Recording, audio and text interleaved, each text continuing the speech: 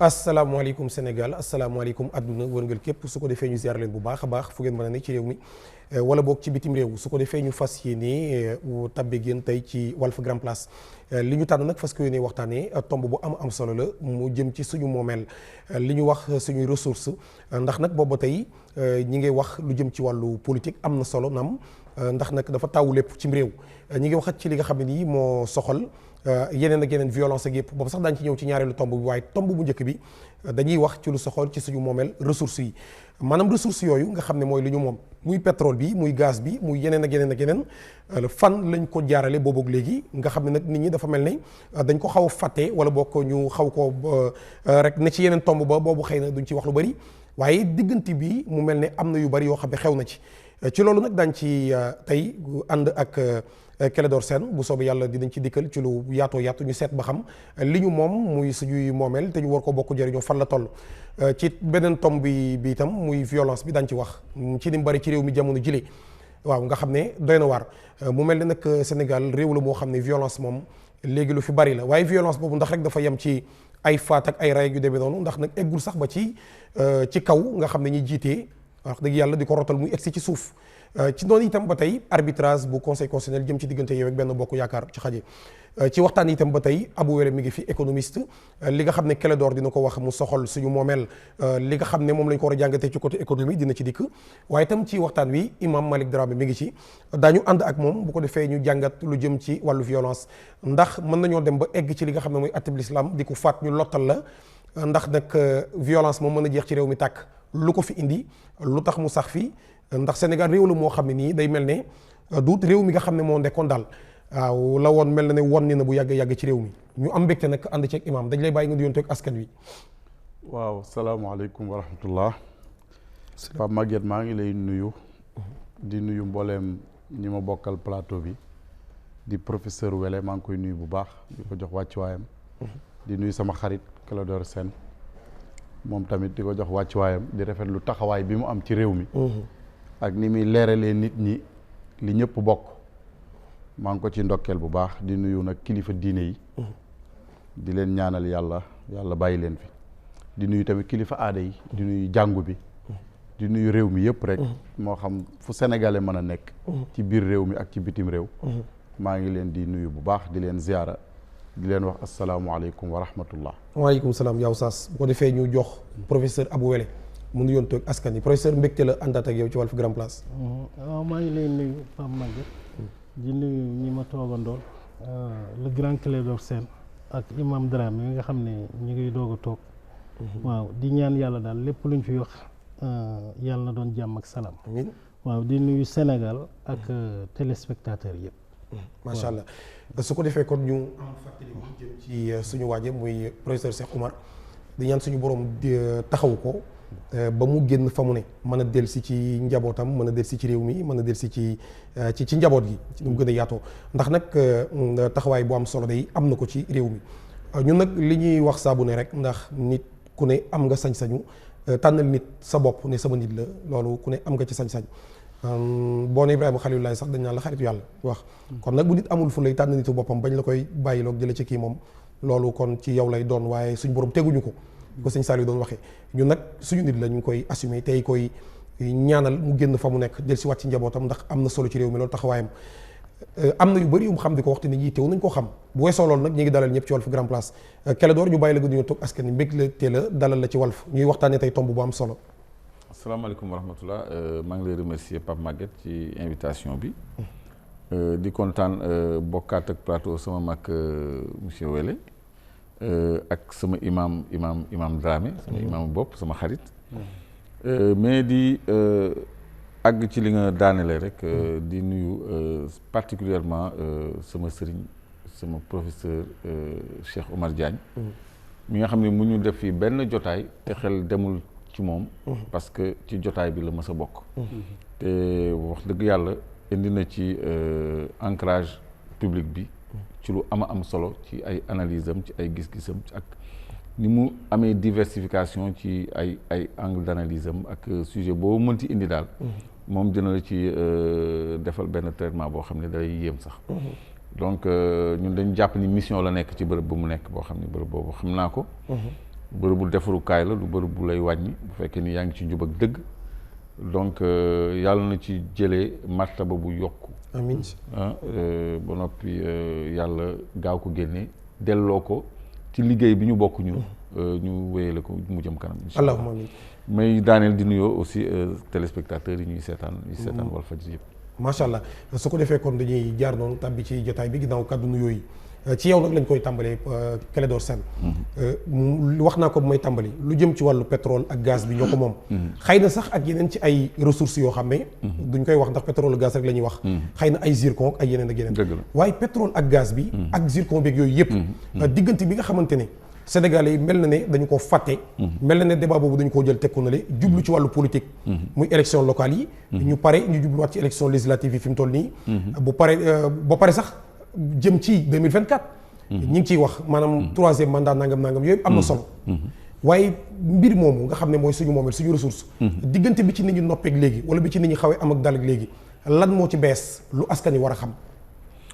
waaw merci Pape Maguette li ci bees li askan bi war a xam te je crois que askan bi xam nañ ko sax mooy ñëpp xam nañ ñu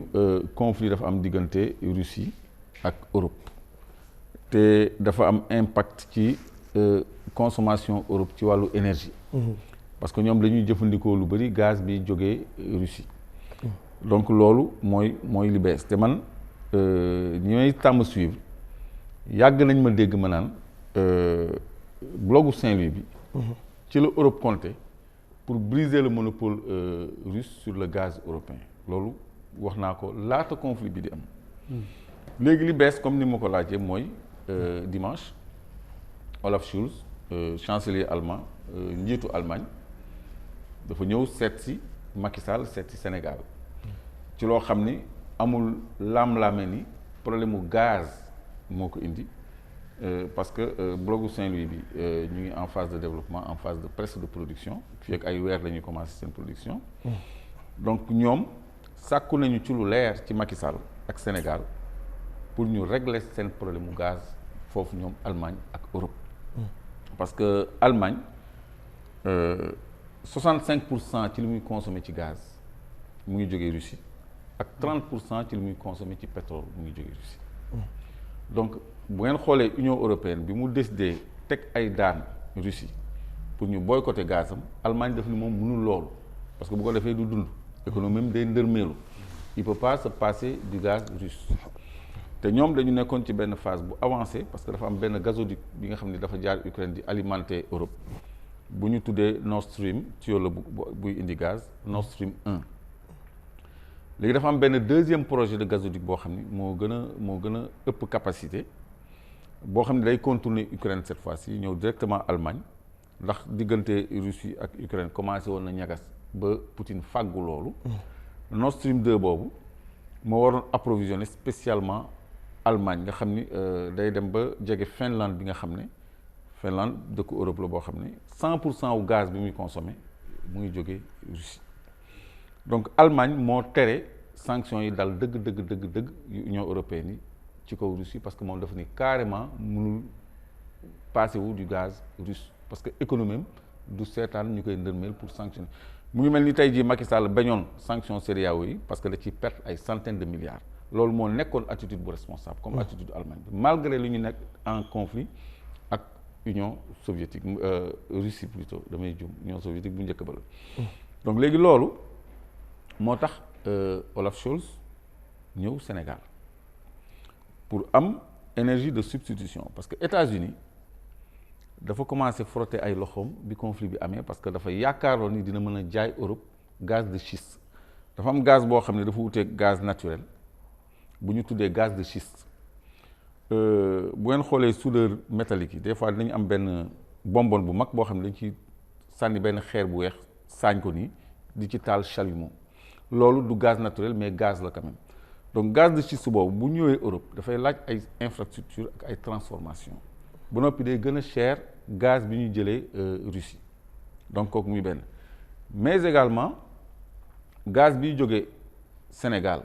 donc Afrique moo gën a yomb gaz de schiste biy jógee fële parce que tubaab yi bu ñuy ñëw fii déjà day ñëw ak benn avantage parce que suñu moomeel ñoom ñooñu ni ñoom moom 90% yi ñun ñu moom 10% yi loolu d'accord nañ ci ak ñoom ba pare. kon loolu moo gën a avantageux nga jëlee gaz Amérique boo xam ne mënoo ni Allemagne mënul ni américains yi sa gaz maa moom 90% yi léegi jox ma donc ñun ñi nangu loolu ci ñun la gën a yombe kooku muy benn ñaareel bi. gaz bi ci géej gi la nekk. ba noppi diggante Saint-Louis ak Europe sorewul. gaalu looce yi ñu ngi koy daw sorewul. donc à moindre coût kon moins cher que gaz bi ñu war a jéggaani États-Unis parce que loolu la ñu njëkkoon a envisager ak américains yi président américain bi aussi loolu la njëkk a lijjanti. mais sottiwul parce que léegi ñun ñoo gën a placé pour régler approvisionnement Europe en gaz te man waxoon naa ni loolu la BP British Petroleum compagnie européenne la parce que britannique lañu moom fexe na ba majoritaire donc 60% ci blogu Saint-Louis bi te moom bi muy ñëw ndànk-ndànk la jënd 37 la jënd commencé yokk 5% après et cetera donc léegi moo yor la majorité parce que Cosmos beneen entreprise bi ñu ko seqal kooku américain la donc Europe ñoom ñoo am problème pour régler seen indépendance côté Russie ci wàllu gaz. donc léegi loolu moom la Gerhard Schröder astafurlah Olaf Scholz ñëw dox si maa ngi juum Gerhard Schröder mooy ancien chancelier allemand bi nga xam ne projet Nord Stream 2 bi may wax ni moom moo koy piloté en Russie moom day liggéey ak Poutine day liggéey Gazprom employé Gazprom la ancien président Allemagne ñoom chancelier la ñuy wax président employé Gazprom la en Russie mu nga liggéey foofu moo piloté projet Nord Stream 2 bi nga xam ne pare na daanaka te moom moo war a approvisionner Allemagne moom dafa am conflit sax ak opinion bi parce que nee nañ ko moom dafa waroon bàyyi lépp ñibbisi parce que Russie ay noonu lañ mais moom mu nga foofu di liggéey donc c'est très compliqué donc léegi Macky Sall pourquoi ñu seet si Macky Sall loolu lu jar a poser question parce que booy xool bloc bu Saint-Louis Sénégal ak Mauritanie ñoo ko séq mais demuñu Mauritanie Olaf Scholz demul Mauritanie Sénégal la ñëw kooku beneen raison la boo xam ni dinañ ci dugg bu waxtaan bi gënee sori mais li am mooy gaz bi nekk Saint-Louis jaay nañ ko ba pare ñu ngi ko jaay tenez-vous bien le 11 février 2020 Matar Cissé ancien ministre du pétrole et des énergies dem na Mauritanie signé benn SPA professeur xam nga luy SPA mooy anglais en général dafa dominer même le commerce la science et tout Sale and Purchase Agreement accord contrat de vente et d'achat ci gaz boobu benn société bu ñuy wax BP GM comme gaz marketing benn filiale BP la moom moo jënd la totalité de la production kon tey jii Olaf Scholz kooku la waroon a dem négocier mais ci Macky Sall la ñu ba noppi invité ko sommet G7 pour mu wax leen lu leer ci ñoom gaz bi ñu soxla naka la ñuy def ba jot ci parce que ñun signé nañu contrat ak BPGM ba pare le 11 février 2020 contrat d'achat et de vente ñun ak Mauritanie yëpp dañu ko signé britannique yi donc boo xoolee Europe britannique yi dañ ci xaw a génn tuuti yéen a ngi dégg Brexit mooy accord minimum yi nga xam ne war nañ ko am ak le reste de l'Europe ak yooyu tout ça ñoom def naa déggagoo leen lool si ci guerre bi mais pas comme ay Pologne comme ay Allemagne comme ay yeneen dëkk yi donc ñoom loolu mooy seen bébét te loolu dafa teg Sénégal ci position bu intéressante parce que fi mu nekk nii problème bi am Europe bu fekkee ni dañ ci yaakaar solution jéggi ay Qatar jéggi ay Arabie Saoudite jéggi les grands producteurs d'hydrocarbures ñëw ci Sénégal ça veut dire que ñun li ñu doon wax ci Sénégal ni gisement wu Saint-Louis bi c'est 14 millions et demi de mètres cubes de gaz par jour. mën naa combler li Allemagne daan jëlee Russie. bu baax a baax parce que loolu ci poids mu ngi tolloog 2 millions 500 000 tonnes mais à terme ñu ngi jëm ci 10 millions de tonnes par an kon loolu dina mën a compenser largement perte yi ñuy am ci gaz russe bi parce que Russes yi fu ñu jëm mooy takk biiru Europe parce que déjà Finlande bi nga xam ne 100% de son gaz 100% je dis bien mu ngi jógee Russie fermé na robinet boobu Pologne Russie fermé na ko bon Allemagne nee naa la Gerhard Schröder seen ancien président moo nekk foofu Gazprom moo tax tëjaguñu moo tax Allemagne di wut solution Allemagne ni non moom d'accordul ci sanctions yi il peut pas se passer du gaz russe daf ko wax carrément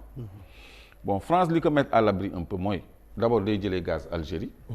parce que am na benn gisement bu mag a mag aussi bu important bu nekk Algérie ci dëkk bu ñuy wax Hassi Messaoud donc ñoom ñooy approvisionné principalement France ba noppi France dafa opté ci énergie nucléaire donc centrale nucléaire yi nga xam ne Areva moo koy livré clé en main un peu partout en Europe France la ëppee parce que ñoom ñoo teg loxo ci uranium Niger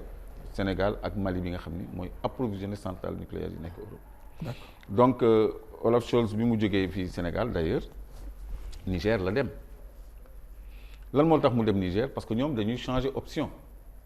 parce que am nañu problème ci seen source d'approvisionnement léegi dañu bëgg a diversifier alors que écologistes yi nekk Allemagne ñoom dañu xeex nucléaire ba ñu jëlee fa nucléaire vraiment une grande révolution la ñu def ci wàllu écologie Allemagne ba jëlee fa nucléaire parce que y avait eu avant loolu ay incident Tchernobyl mu benn centrale boo xam ni dans les années 90 dafa amoon benn accident boo xam ni dafa indi woon loraange yu bëri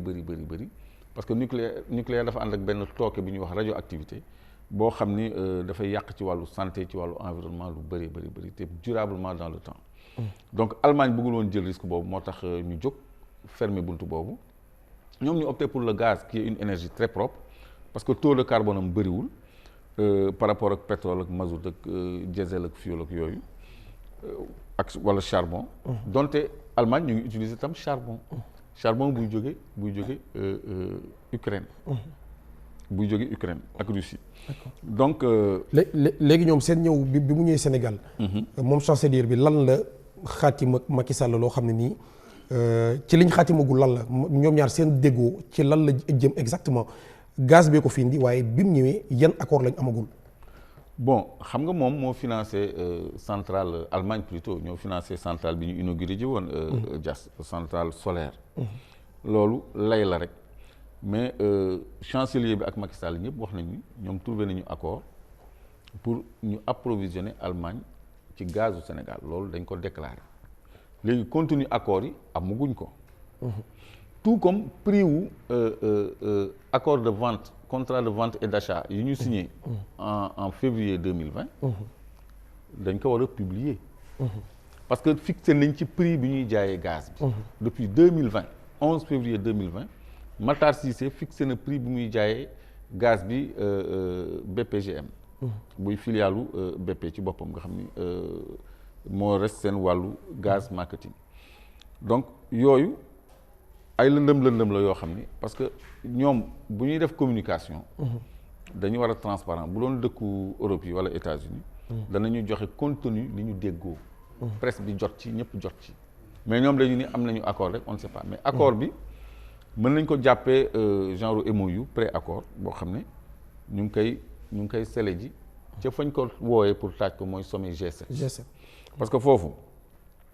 britannique yi nga xam ne ñoom ñoo signé contrat d'achat et de vente bi ñoom danañ fa nekk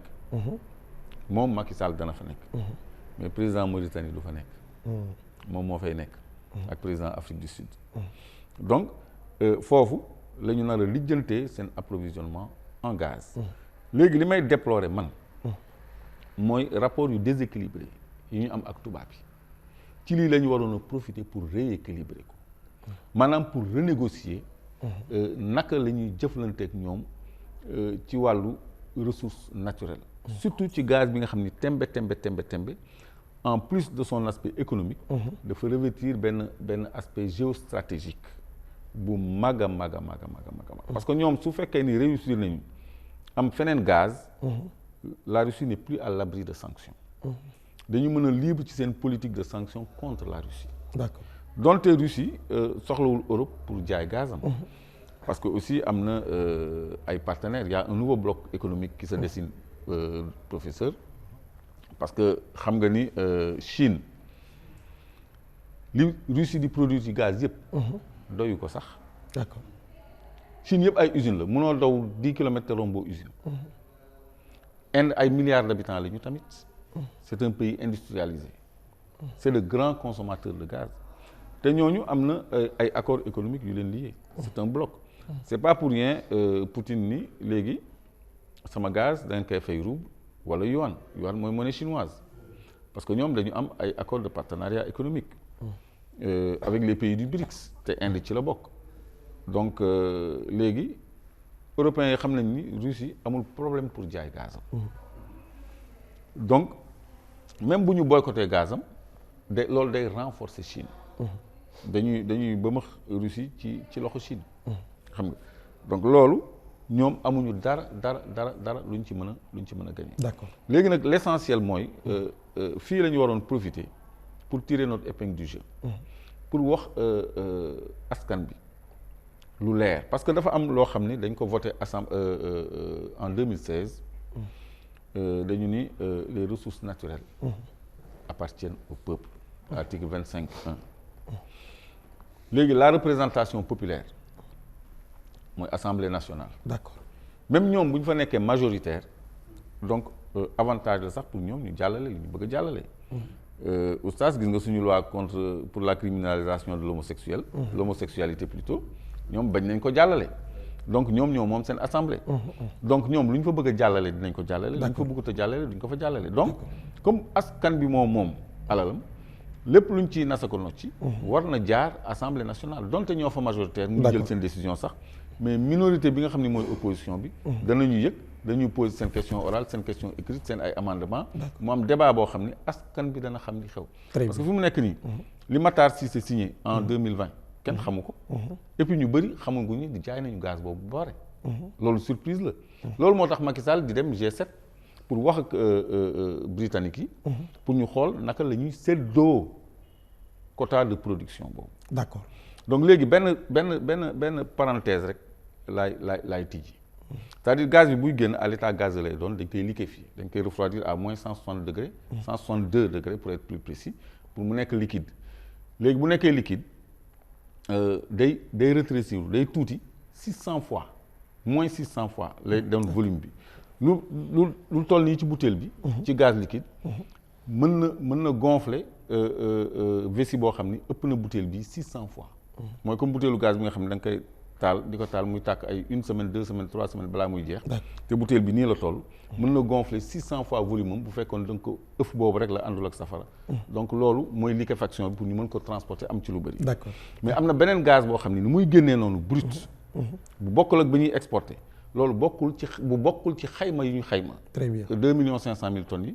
bokkul ci xayma bi ñu xayma 14 millions et demi de tonnes yi. kooku dañu prévoir ay gazoduc ay tuyaux direct yoo xam ne. d'accord day dem Mauritanie ak Sénégal pour la consommation nationale. très bien maanaam Sénélec ak usines yi ak ñi soxla gaz. loo xam ne luy ball la direct doo doon liquide mais état gaz lay doon. très bien loo xam ne mooy satisfaire les besoins de la consommation nationale. donc la ñuy jaay bitim réew. gàllankoorul ñun suñuy soxla ci gaz sax loolu. donc am xéwal bi àgg na foofu. très bien bu ko defee ñu wax nag ci transparence ndax li mu wax yëpp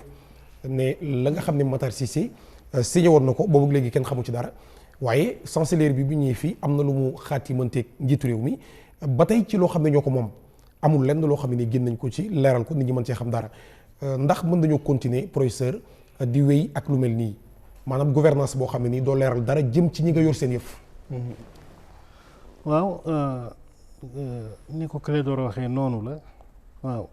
mais man fi may commencer nga xam ne moo jaral laaj waaw parce que quand on apprend gis ne dëkk yi nga xam ne pétrole ak gaz ak seeni ressources naturelles daf leen jëriñ comme ay Arabie Saoudite ay Dubaï ay et cetera dégg nga Libye bi fi Kadhafi yi nekk mais c'est 90% du prix ñoom ñoo ko moom waaw comment se fait-il que des Sénégalais puissent signer dem di signer ay 5% ki 10% dégg nga c'est extraordinaire lii moo jar a laaj waaw moo jar ñëpp julli ñaan ci yàlla dégg nga pour que mu débarrasser ñu définitivement de ce type de Sénégalais. Pourquoi kenn mënta comprendre loolu kon yow ñi gaz ak pétrole di jëriñ du doon ñun déjà ñu ngi xayma les ressources pétrolières naan ay ab en moyenne xawma 700 milliards lay dem par an ah 700 milliards waaw 700 milliards boobu boo ko doon xool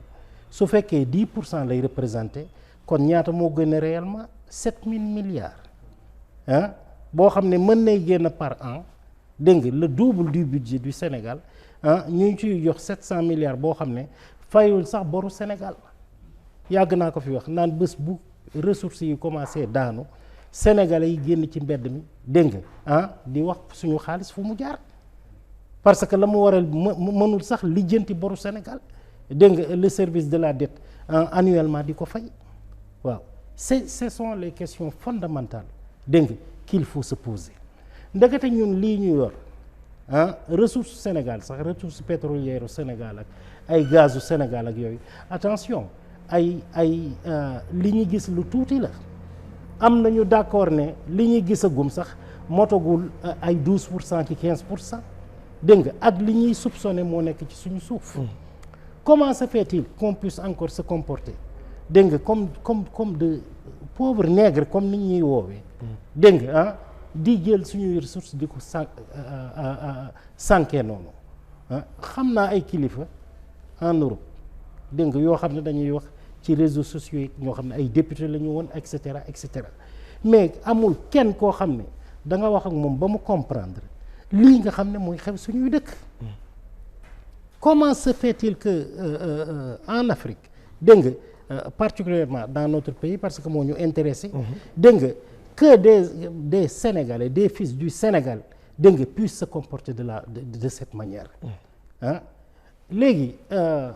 ni nga ko indee on se demande ces entreprises européennes yi nga xam ne ñoom la ñu jox pour l'exploitation du gaz et du pétrole ñooñu lan mooy seen apport dégg nga ci exploitation bi puisque déjà comme ni nga ko waxee 75% daanaka de tes ressources dégg nga bu génnoon ñu ne 100 000 mètres cubes la par exemple dégg nga 75 000 mètres cubes yi ñoom ñoo ko moom ci 25 yi ca ngay séddu ah ñooñu ana seen apport ci parce que business mag yow bu ñu koy def soit damay indi capital nga indi matériel dégg nga wala nga indi matière première ma indi kii ñu doog a dem dans une kii mais loo xam ne waa ji la mu indi woon yëpp da koy récupérer ba noppi waaw la ca des ah mu koy séddoog yow et puis la mu ne la muy indi yëpp sax fen la c'est des mensonges waaw parce que toujours nga dégg ñu naan l'exploitation coûte trop cher dégg nga exploitation bi ça coûte trop cher recherche bi ça coûte trop cher ah ana 1000 milliards ana 1 milliard wala 2 milliards de dollars yi ñu fi dépensé Sénégal boo bokk tey kii nga xam ne chaque année mu mën a yóbbu 3 à 4 milliards de dollars boo xam ne dégg nga da koy jëlee ci say ressources di yóbbu dégg nga te dépensé wul lu ëpp 600 milliards de francs CFA wala 700 milliards de francs CFA et cetera qu'est-ce qui se passe ana dëkk yi koy defal suñu bopp bu fekkoon tey gouvernement bi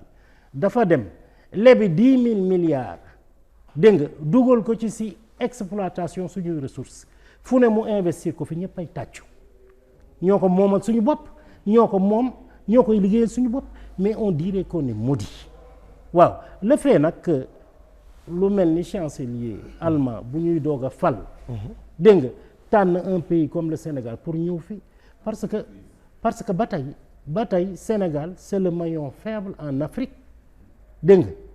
am nañu nag taxawaay boo xam ne dégg nga lépp lu ñuy laal war nañoo ko mën a dégg nga commencer par le Sénégal et cetera et puis dafa neex sax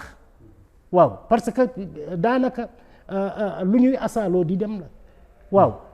ils seront là pendant 100 ans bàyyil nu mu tudd ay pax partout à ciel ouvert comme nañ ko defee ay Tchad nañ koy defee Niger wala yooyu dem seen yoon quand est-ce qu'on va commencer à nous respecter je prends un exemple élémentaire bu may faral di wax man sama dépense su kër li may jox sama jabar ak samay doom dégg nga pour ñu lekk ko amul benn borom kër boo xam ne da nga ma ëpp fulla ba ma jox la ko pour nga dundali sa famille sama famille fande mais c'est nu mu tudd c'est tellement terre à terre personne ne comprend waaw tubaab yi nag nu ne lañ leen di tuddee ñi nga xam ne ñoom ñoo def yi ñi nga xam ne ñoom ñoo nekk à l'origine waaw mais les ressources du Sénégal loolu rek nga tudd mais li fi nekk loo ci tudd rek scandale y a le phosphate phosphate bii nga xam ne dañu ne phosphate Sénégal bari na doole bari waay boo xam ne dégg nga c'est mooy meilleure qualité presque au monde dégg nga ci dëkk yi nga xam ne ñoo fi nekk bu Matam bi par exemple dañ leen ne daanaka jarul transformé ndax engrais la on le donne à des étrangers soo waxee ñu naan non dégg nañ leen ci plateau yi ñuy wax ñi nga xam ne ñooy défendre gouvernement bi naan non ñii dañu mel ni ay extrême droite française ak yu ma xamul les étrangers door ak nangam kenn mësul xalaat loolu waaw tout le monde veut travailler avec tout le monde mais ci samay conditions dégg nga et par rapport à mes intérêts lu may bokk ak yow sax ci ressources yoo xam ne maa ko moom c'est fondamentalement loolu moom moo fi war a jóge dégg nga ñu changer ko parce que avec cette manne là waroon nañ mën a développer suñu dëkk dégg nga ba mel ni Dubaï ba mel ni Qatar ba mel ni les Arabie Saoudite wala leneen ndax yàlla lu ne jox nañu ko ressource boo fi tudd rek bu ñu waxee quantité yi da ngay tiit le fer on parle presque de 2 milliards de tonnes entre 500 et 1 milliard de tonnes loolu lan la ci alal c'est la même chose bu ñu lay wax même le marbre sénégalais ay 500 millions de mètres cubes yu ma xamul et cetera loolu laal rek zircon bi et cetera li nga xam ne nag fa lay daaneele mooy li nga ma posé transparence boobu dafa am yoo xam ne peuple bi ñoo war a taxaw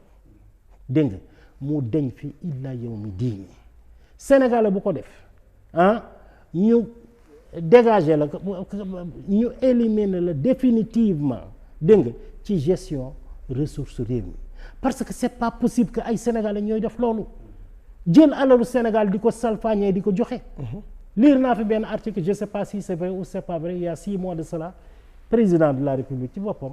dégg nga naan il faut qu'on renégocie les contrats nangam ak on ne peut pas se faire la concurrence entre nous Tchad parce que lii la joxe ñun itam moom la ñuy joxe finalement ça parce que xam nañ ne du dëgg du yoon waaw xam nañ ne du dëgg du yoon dégg nga et encore c'est pour se prémunir pour que bés bu fi régime bi jógee beneen régime parce que ñii kañ la ñuy nekk en sécurité kañ le régime di ñëw topp ñi ñëpp ces signatures là scandale bii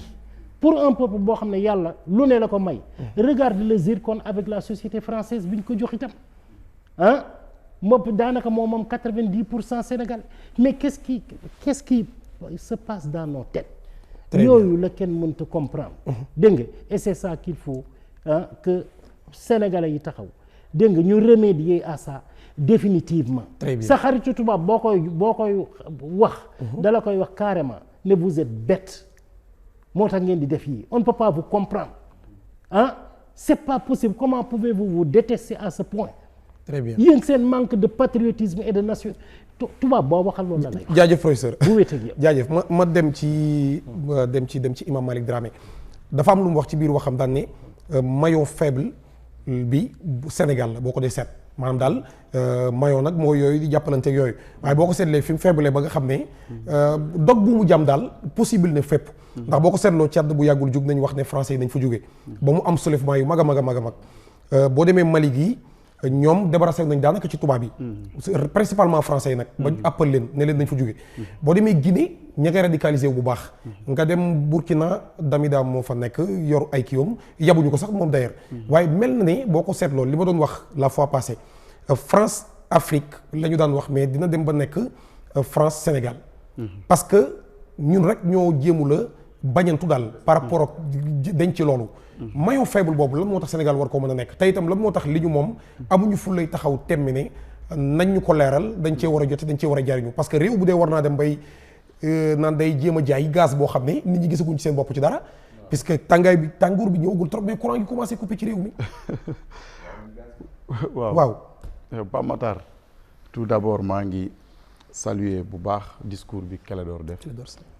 ak professeur parce que dafa am loo xam ne damay wax ni combat wu génération la Frantz Fanon waxoon. Frantz Fanon disait ni chaque génération doit dans une relative opacité découvrir sa mission, la remplir ou la trahir. am na loo xam ni képp ku ko fekkee boo ci noppee maanaam da nga def lu ñuy tuddee trahison man loolu laa gëm moo tax arab di wax ni assumtu iqraar ku noppi rek da ngaa saxal kon yéen ñi am courage di wax ci loo xam ne jàpp naa ni avenir u ab peuple la loolu moom da ngeen di jàpp ni jaamu yàlla gënu koo rëy kon ñu ngi leen di sant bu baax man gaz lu ma ci xam ci réew mi ci Clédor mi laa ko xamee te joxuñu ko benn ndomba tànk fayuñu ko salaire waaw waaw kon dama jàpp ni réew mi mënta ñàkk tey ñu toog ci table waxtaan parce que wolof nee na réew dañ koy pencoo mais kenn du ko pàccoo am na ñu ko doon wax ci classe politique bi man aspect technique bi du ma ci dugg trop parce que xëy na maîtriser wu ma ko mais li ma maîtriser mooy logique loo xam ne ku sa deret baax da nga yori nopp boo ko déggee di nga xam lu xel nangu ndax ñun tukki nañ dem nañ ci réew yi am pétrole ak gaz man def naa le monde arabe lu mu gàtt fukki at te xam naa monde arabe fi ñu nekkoon avant ñuy am pétrole ak gaz ak fi ñu nekk bi ñu amee pétrole ak gaz kon mën naa ci wax parce que buñ ñu naxee ni am na loom dafa technique ba kenn waru cee xalaat loolu fa la ay tappale yem waaw tappale mu ngi tàmbalee ci nga gëmloo nit ñi nii lii dafa am ñu ko xam war cee wax am ñoo xam ne waruñu cee wax te ñëpp di ay citoyen léegi nag mu des experts yi nga xam ni man dama gëm ni Sénégal domaine boo jël am na ay experts man damay wax ni doomu Sénégal yi nekk bitim réew te yàlla dimbali leen ñu spécialisé wu ci loolu tey bu ñu noppee ndax ragal kaso bañ ku leen jàpp wala ñu noppi ngir am complexe ci tubaab yi loolu trahison la parce que jamonoy colon yi biñ ñëwee bëgg a jàpp réew mi njaam bu fekkoon ñu mel ni ay Serigne Touba ak Alaaji Malick dañoo ni jaru ko kon tey li leer nii du leer waaye daf leen a jaraloon ñu jóg def ay révolution jóg taxaw temm ba ci ku mel ni Serigne Touba ñu jaral ko mu exilé ko waaye tey la mu bëggoon am na ko la mu bëggoon mooy peuple am xàmme dëgg ak fen la mu bëggoon mooy peuple am bañ ko nax te Sénégal yàlla deseelatuñu dara parce que nag damay wax ni Sénégal réew mu ndaw la nii ci surface waaye réew mu mag la ci taarix maanaam bu doon dañuy wax ni réew dañ koy jàppee ci histoire am ak taarixam man damay wax ni réew mu ñu ëpp taarix amul ci àdduna bi parce que Sénégal ku jàpp ni bi ma nekkee république ci la commencé mooy jàngoo histoire réew mi damay wax ni ñun amuñu dara lu ñuy jéggaani di ko jëlee ci tubaab yi lépp bi tubaab yi di ñëw di ñu coloniser dañ ko fee fekk ay université yu mag amoon na ci réew mi wax dama koy wax toujours di ko répéter la répétition est pédagogique mooy réew mi ay depuis 1603 université bi gënoon a rëy ci Afrique soowu jant fii la nekkoon ci Pire l'université de Pire ku ne dégg na ko te it ñu fa doon jàngale fànn yëpp ba ci lu mel ni ilmul nujum mooy xam-xamu biddéew nga xam ne astronomie dañ ko fa daan jàng réew mi am na ay révolution yu mag lu mel ni la révolution torodo fi la xawee kon ñun waruñu am complexe ci tubaab yi sax biñ ñëwee coloniser ñu am na yoo xam ne dañ ñoo ko bàyyee woon parce que du lépp lañ ñu nagoon la teg rek ñu tegoo ko loolu dafa baax ñu xamal ko nit ñi kon buñ demee ba 2022 ñu am ab république dénk ko ay nit ñoo xam dañoo juddu ginnaaw indépendance ñu amoon ci ñoom yaakaar dara lu transparence mënta am ci réew mi loolu damay wax ni peuple bi ci boppam moo ci am responsabilité parce que bu ñu naxante yàlla lépp loo man du la ko defal loolu dafa baax ñu leeral ko nit lépp lu mu man yàlla du ko defal ndox mi buñ gisee ni mën naa ko yëkkati naan yàlla du ñëw di ma ko jox yàlla deseelatuñu dara yàlla jox nañu ay mag ñu baax yàlla dimbali nañu ba amuñu problème mu ethnie loolu mooy taal réew te Sénégal loolu amu fi fii mag ñi dañ daan kalante seen biir di demalante di dikkalante bu dee confrérie yi ñu ko fondé ñëpp a bokk wàllu diine église beeg jullit ñi benn lañ mais Sénégal li ñu yàlla nattoo mooy ay njiit yu dëng yaa ngi dégg loolu nag damay wax ni régler ko lenn la niñ koy régler mooy li alxuraan wax Allah ne modifie point l'état d'un peuple tant que les individus qui le composent ne modifient pas ce qui est en eux-mêmes loolu alquran la kenn mënu ko dindi inna allaha la yughayyiru ma bi qawmin hatta yughayyiru ma bi anfusihim yàlla lim defal Arabie Saoudite defal nañu ko pétrole la leen jox tey ña ngay dund gu dal Dubaï ña ngay dund gu dal Nigéria gii sax boo fa demee xam ni xar kanamam soppiku na man Égypte laa jàngee amuñu pétrole bu bari waaye am nañ tuuti gaz waaye boo taxawee le Caire di nga yëg ni réew capitale bii am na effort fa nga dem Alexandrie waxi nopp donte ay dictature lañ naar yi waaye di nga yëg ni seen réew yi am na ay infrastructure yu baax di nga yëg ni seen dund seen gaz ak seen pétrole bi feeñ na ci waaye man mënuma comprendre Sénégal tey ñuy wax waxi pétrole di wax waxi gaz maanaam nit ñi mënuñoo fexe ba yëg ci seen bopp loolu képp ku ci noppi jàpp ni yow da nga naan sama yoon nekku ci mooy da ngaa trahir réew mi bu dee sëriñ nga trahir nga réew mi bu dee intellectuel trahir nga réew mi bu dee opposant bu ci war a wax te waxoo ci trahir nga réew mi il faut mu leer parce que trahison du dara lu dul complicité loo gis war caa wax noppi ca te nga xam ne boo ca waxee mu defaru boo ca noppee complice nga man régime bii fi nekk man li ma ci gëm musuma yaakaar ci ñoom transparence musuma ko yaakaar démb yaakaaruma ko tey te duma ko yaakaar suba parce que mënoon yi am réew dafa am pétrole ak gaz ñoo am ay ministères yu ñu ko chargé ñuy signé ay accord te amul dara kenn yëgul ñu fexe ba divertir sénégalais yi ñuy wax ci loo xam ne dara du ci farata Sénégal Pape Maguette li ñuy wax yëpp dara du ci farata point yi nga xam ne tey mooy avenir u réew mi ci la réew mi war a sukkandiku fexe nañ ba kenn waxu ci te loolu ñi ko jiite mooy ñi nekk ci kaw parce que bu ñu naxante gis nga crise boo gis ci kaw lay tàmbalee di wàcc Cheikh Omar Fouti radiyallahu anhu moo wax lii may waaj a wax parce que man Sénégal comme dafa bari ay tappalekat ak fenkat looy wax da ngay wax lu leer nga xam ni même booy fen nit ñi dinañ xam ni yow mi fenkat nga parce que da ngay gis kilifa gu toog ku ñuy tuddee kilifa mu toog di fen te jullit war ta fen moo tax man lu ma wax damay indi preuve à l'appui lii may wax du samay wax Cheikh Omar Fouti moo ko wax ñëpp nangu nañ ni sëriñ la kuy sëriñ ci réew mi bu la jàngalul it am na ak yow relation ci wàllu xam-xam moo wax ni société boo gis ñaar a koy defar ñoo koy yàq mooy le pouvoir temporel et le pouvoir spirituel bu nu jagee bu fekkee ni jag nañ jouer seeni rôle dafa mel ni ab wagon rek wagon gis nga wagon buñ ko tegee nii wagon yi nekk ci kanam ñooy xëcc yi nekk ci ginnaaw noonu la ab société mel bu pouvoir temporel bi ak spirituel bi jouer seen rôle rek société bi day jag très bien parce que ñooñu ñooy exemplaires yi très bien ñooñu ñooy seetu yi ñoom la nit ñi di xool bu ñu jubee rek ñu jub loolu Cheikh Omar Fouti moo ko wax bu ñu dëngee lépp dëng bu ñu dëngee lépp dëng mais tey crise bi dëgg fi mu nekk bu dee naxante wuñu ci ñaari pouvoir yooyu la nekk bu dee sëriñ si ñi ci ëpp dañ leen a fexe ba ragal loo leen ñenn nit ñi dañ leen a wax ni yéen lii waru leen cee bokk waru leen cee wax politique du affaire sëriñ da ngeen cee war a génn toogee nee yaa ngi dégg ñenn ñi fexe nañ ba bu ñu waxee ñu napp leen tiital leen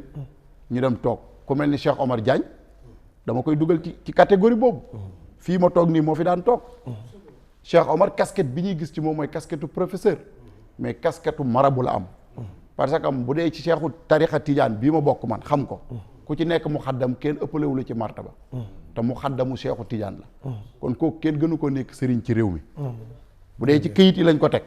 wax ma ci li ko sénégalais teg na mais ci këyit yi fi cheikhu Tidiane bàyyi moom mu xaddam la mais fexe nañ ba làq ko jant bi tey très bien parce que dañoo ragal discours am ñi ko waroon a jàppale au lieu ñu comprendre ko ñu topp coow li ñu leen di divertir gëm loo leen naan day saaga ay xale tarixa man loolu damaa gëm ni caaxaan la très bien man mii taalibe Cheikhu Tidiane la waaye li ma gëm ku ma gën a gëm Serigne Touba gën ma koo bëgg gën maa gëm ni moom Serigne Touba man la doon liggéeyal yi amul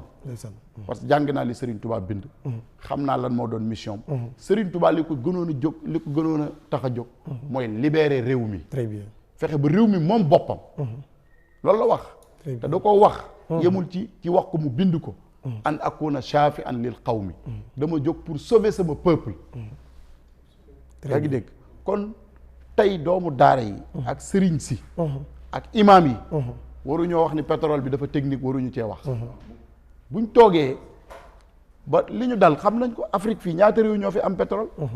mais tey jii ñu ngi taxaw ci jamaa or ba pare di tàllal seen loxo di yalwaan waaw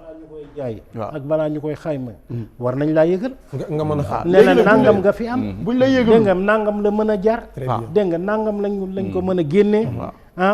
am nañu option bi wala bii ban moo ci mais kooku ñu bëgg a defar réew ak sauver seen réew ak ragal yàlla ñooy doxalee noonu lañ ko très defee bien ma daaneel rek professeur bàyyi la kàddu gi kon damay wax ni ñu mel ni Clédor mii dañ leen a war a gën a jox importance ci réew mi absolument parce que réew mi ñiñ ko dénk amuñu courage wax ak nit ñi wolof nee na ku aj doo bëgg ku téen parce que bu téenee nga ni li ma aj lay ajji man li ma teel a gëm dama koy wax man du ma nëbbatu bu dee régime bii fi nekk musuma am ci ñoom yaakaar démb aw ma ko ci ñoom tey aw ma ko ci ñoom suba ci ñoo ñuy leeral mbirum pétrole très bien parce que dañoo ni bëreet ñu tudd fi mbirum pétrole ñu tudd ci rakki Macky Sall très bien non il faut ma daaneel c'est important waaw waaw effectivement dinañ foofu may ma daaneel Pamba ci bisimilah daaneel ma dem yaa ngi dégg waaw te ñun ñii liñ doon xeex ba mu jaraloon ñu ay bakkan faatu ci dañoo ne woon Karim Wade du doon réew mi man mii ña ko doon xeex ci place de l'Obélisque la bokk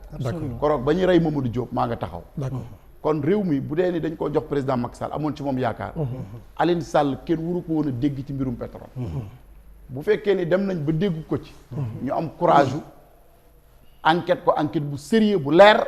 nit ñi xam liñ ko doon dégg lu mu très bien waaye ku ne xam ne dañ ko bëlëfee très bien ba tey ji leerul kon man sénégalais yi lay waxal bu fi kenn tudd yàlla parce que yàlla lii njool gii ñuy dund yàlla teguñu ko absolument yaa ngi dégg réew mi lépp am na fi réew mi suñ géej gaa ngi nii li ci ëpp jaay nañ ko tubaab yi Sabodala wax nga ko ab or la yàgg na fi mu ngi kéddu li ci ëpp jaay nañ ko tubaab yi kon yàlla yoonam nekkul ci ndóol gi ñuy dund ndóol gi ñuy dund ay nit a ñu ko teg te buñ jugee taxaw am fulla ak fayda mën naa dara du yëngatu ci réew mi ku ne am nga sa carte électeur tey lii régler affaire bi du coow du xuloo du violence li koy régler mooy fexe ba Macky Sall ak nguuram jóg ci réew mi très bien man lii laa gëm waaw kay ku gëm leneen it nga wax ko ca kaw jaajëf imam xam naa su ko defee dañuy demaat ci Clédor bu ko defee seet tomb boobu parce que da nga cee tudd lu soxal mbirum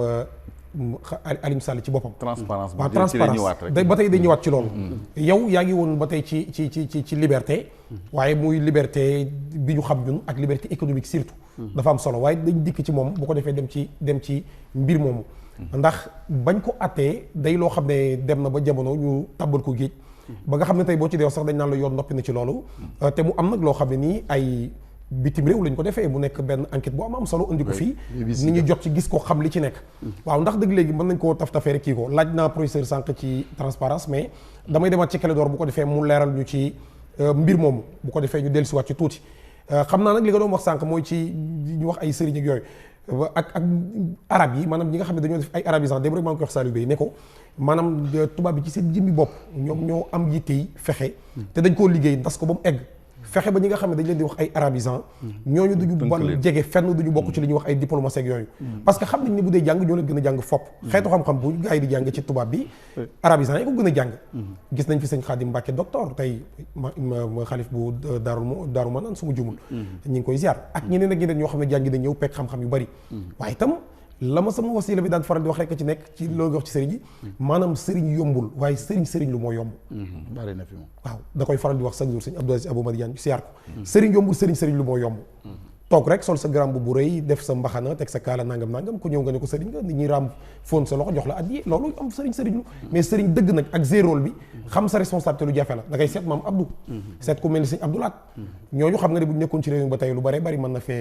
mën na saafarawu Clédor ñu ñëwaat ci mbirum Aliou Sall moomu. waaw day jokk ci mbirum transparence. waaw ba tey waaw bi ko imaam di wax mu ngi mel ni. ndax loolu itam dafa bokk ci li bëgg a fàttaloo nit ñi. waaw professeur aussi wax na lu bëri ci terme change yi 75% yi nga xam dañ koy defal rek. yooyu yëpp. dama koy ëmb rek def ko benn tontu. mais da nga may rek comme jox naa leen xam naa benn exclusivité bu jàll te yëgu leen ko. mooy sénégalais yi mosu ñoo njort ni suñu gaz bi ñuy lam-lamee di jënti. jaay nañ ko depuis 2020. léegi nag. ñan lañ ko jaay. groupe bu ñuy wax. BPGM. BPGM mooy BP. British Petroleum Gas Marketing. filialu BP la. kon BP bi nga xam ni moom moo bokk mbuus ak Cosmos. ak Sénégal ak Mauritanie. ñoom ñoo signé contrat. li ñuy wax SPA contrat de vente et d'achat ci gazu Saint-Louis bi nga xam ne moom la Olaf Scholz wut si donc léegi loolu nu mu tuddati Matar Cissé parce que man damay tudd ay nit Matar Cissé mi yor suñu wàllu pétrole ak gaz ak Mohamed Ould Abdel Fattah bu Mauritanie nga xam ne moo yor seen ministère du pétrole ak gaz Mohamed Ould Abdel Fattah ak Matar Cissé ñoo ko signé le 11 février 2020 ça fait 2 ans déjà léegi may interpeller les autorités de l'État ci wàllu transparence parce que bu fekkee ni suñu alal ñoom dañ ci signé contrat d'achat et de vente SPA Sale and Purchase Agreement ñu conclure ko depuis 2020 te prix bi nekk ci conditions de vente yi nekk ci volume de vente yi nekk ci précision yi détails yëpp nekk ci te ñun mënuñu xam contenu bi mënuñu am sax information bi loolu maa ngi leen ci duut baaraam di leen ci interpeller pour ñu leeral ci askan bi parce que les ressources naturelles appartiennent au peuple on doit savoir on doit être informé kooku muy benn ñaareel bi am na lu imaam wax loo xam ni balaa may dugg ci affaire transparence daf ñu tardeel te bokk na ci suñu intellectuels yi ñenn ci suñu intellectuels yi ñu jàpp ni ñun waruñoo mënal suñu bopp dara il faut que ñu dem ci tubaab bi comme ni nga koy waxee pour def ay recherche prospection investissement ak yooyu tout ça parce que amuñu xaalis bi man tey am na ku ma waxtaanal rek mais gëm-gëm boobu la ñu am suñu intellectuels yi la ñuy formaté pour ñoom ñuy développer thèse yi nga xam ne ñoom ñoo favorable tubaab yi parce que tey jii nit nee na ma pour nga creuser puits de pétrole 10 milliards boo ci amul dara da ngay perdre 10 milliards. mais Macky Sall ba ki démb saa yu élection ñëwee mu séddale 40 et quelques milliards crédit cash transfert d'argent. 43 milliards waaw dama ko arrondir rek pour mu rafet rek. mais loolu bu ñu nee dañuy def ay milliers de milliards ci terre wala Covid ñëw paf 1000 milliards ñu mobiliser ko. ça veut dire que am nañu capacité def xaalis ci lu ñu fullaal. xëy na ñoom loolu moo leen fullaal ay terre ak yooyu mais suñu koom-koom nga xam ne moom même bu jëndee ay part gis nga blogu Sangomar bi. li fa xew jégg na dayoo. te ci wàllu transparence may bañ a sori trop ma ñëw ci li imam relancé ci kaw Aliou Sall. mais mooy problème bi mooy toujours le bloc de Saint-Louis bloc de Saint-Louis boobu. mooy Petrotim mooy bu Aliou Sall ak Franck Timis Diagne. moom la ñuy lijjanti si pour mu régler problème Europe. te ñoom jaay nañ ko 2020 léegi dañuy wax ak britannique moo tax ñu woo Macky Sall G7. pour ñu régler ko foofu. ku nekk am cëram. donc ils vont remettre en cause plutôt accord de vente yooyu pour selewaat yeneen accord loolu aussi dañ ko war di xam. yàlla na yàlla may suñu télévision yeeg suñu médium yi. ay moyens wu envoyé ay équipe ci genre rencontre yooyu comme G7 nga xam ni c'est important c'est le gaz du Sénégal lañ fay waxtaanee. ay IGFM ay Walfadjri ay D-Média grand groupe de presse yëpp waroon nañu yónni ay nit ñu dem dans les coulisses xam lan lañ fay wax am document ñu fay tënk parce que foofu l'information est disponible là-bas. ni ñu nëbb fii du nëbbatu foofu. yoo xam nga loolu. donc nañu dem vers l'information pour nous ñun jar nañ ko mérité nañ ko. bu dee Coupe d'Afrique dinañu joxe ay millions envoyé ay reporters ñu fees avions yeeg yooyu mais bu dee lu ñu moom. war nañu mën a def le même effort parce que c'est important ce qui va se passer au mois de juin. ci groupe G7 boobu. mais interpeller les patrons de presse. pour ñu niital ñu foofu. parce que foofu bu ñu fa demee li ñuy nëbb fii danañ ko am foofu. donc le bloc de Saint-Louis Aliou Sall Petro-Tim loolu moo lëmbee Sénégal ba tey jii parce que chronogramme bi rek boo ko xoolee dafay jéggi dayoo Macky Sall prêté serment le 3 avril 2012 mai juin 19 juin mu signé ñaari décret jox Aliou Sall ak Franck Timis ñaari bloc yooyu boobu Saint-Louis bi ñu wax ak Kayar mais lan la yàkkamti ci defal nag bi mu ko signé le 19 juin mois de juillet Aliou Sall créé benn société d'aviation bu tudd Sahel Aviation comme ci transparence la ñuy wax lii tam exclusivité la te man damay tudd ay tur ay société yu précis lay tudd te fii ku fi wax ñu porter la plainte Aliou Sall dafa créer société compagnie d'aviation bu ñu tuddee Sahel Aviation Sahel Aviation toujours moo wax ko du ay avion de ligne ñuy def ay Dakar Paris wala Dakar Ziguinchor avitaillement plateforme pétrolière yee ko tax a jóg dafa am sax benn volet maritime donc ay transport héliporté pour yóbbu personnel yi ci plateforme bi ñu relevanté en 3/4 de 8 heures de temps pour boucler les 24 heures ak matériel bi ñuy soxla ak yooyu tout ça loolu réglé na ko ba pare marché am la réglé na ko ba pare moom amul avion amul bateau fan la ko jëlee dafa associé ak benn société américaine bu ñuy wax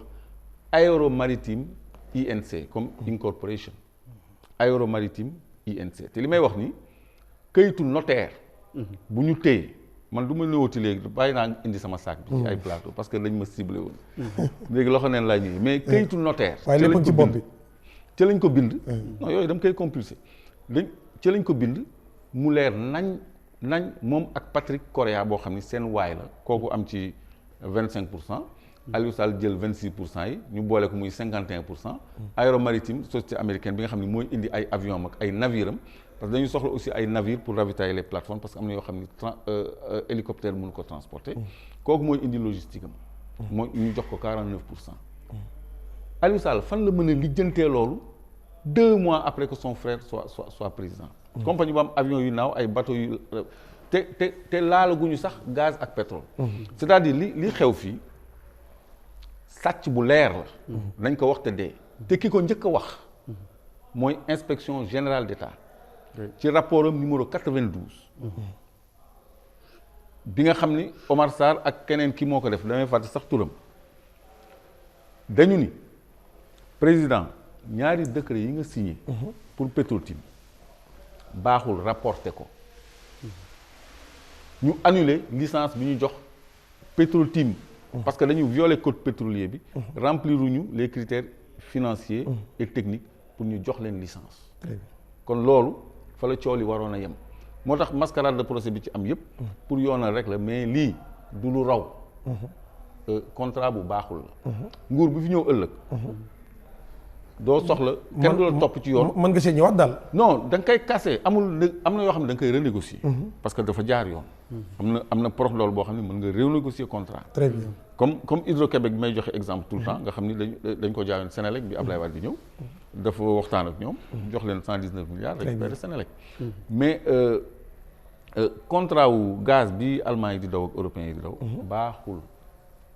foofu luubal bu méttee métti moo ci nekk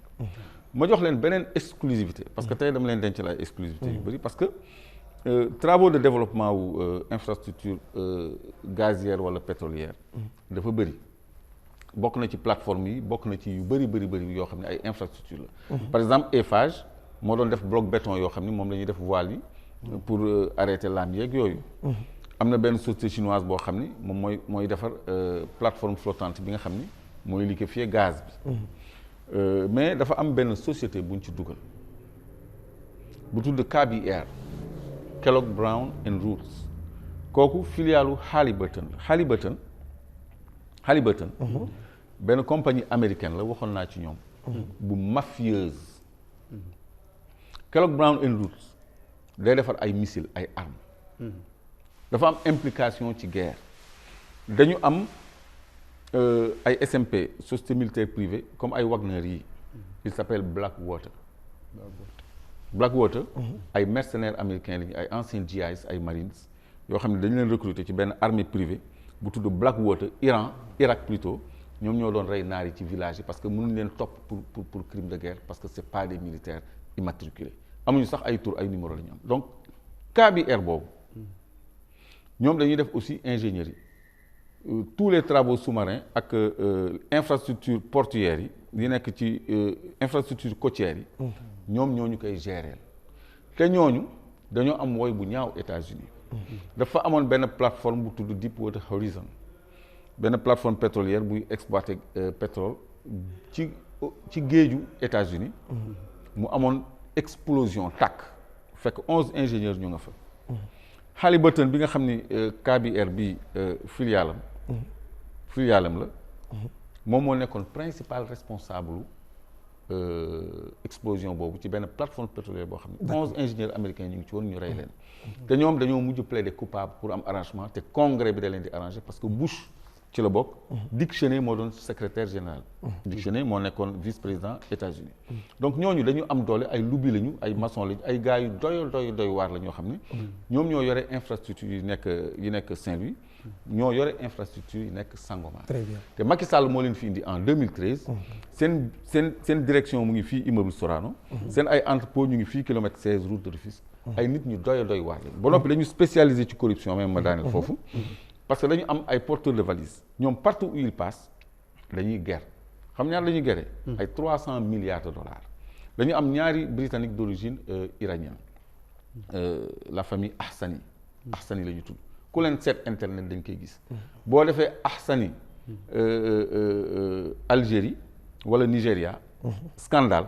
nga gis seen ay procès dañ leen pour corruption dañ leen jàpp main dans le sac te ñoom chaque fois américains yi